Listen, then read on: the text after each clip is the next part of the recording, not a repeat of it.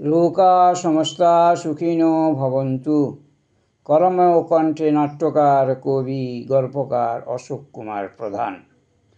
দেখবি যদি আয়রে ছুটে চিত্রাবতীর তীরে, সাঁই বাবা শিশুত্ব সাঁইয়ে দেখলে প্রাণ ভরে।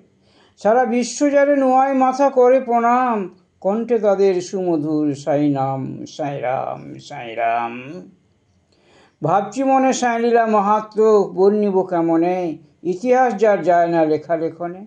যুগে যুগে এসেছেন কত অবতার অবনী পর, রাম, কৃষ্ণ, বুদ্ধ, চৈতন্য, খ্রিস্ট, মোহাম্মদ, মহাবীর। যে যার ধর্ম করি প্রচার হয়েছেন অমর। দিন মোরা ভাগ্য বলে পেয়েছি দর্শন তোমার। সেবা প্রেম ধর্মে অচল তোমার মতি, দেশে দেশে প্রসারিছে নামের সুখ্যাতি।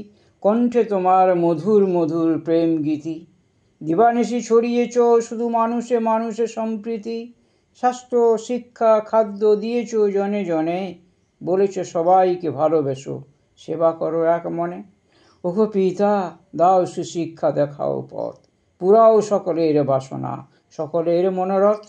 কর্মই হলো আরাধনা, কর্তব্যই হলো ঈশ্বর, তব অমর বাণী থাকিবে যুগ যুগান্তর।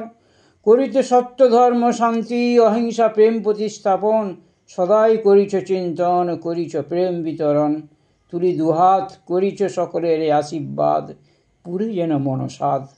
বর্ষিছ আশিস করিছ না কোনো কিন্তু, লোকা সমস্তা সুখিনো ভবন্তু।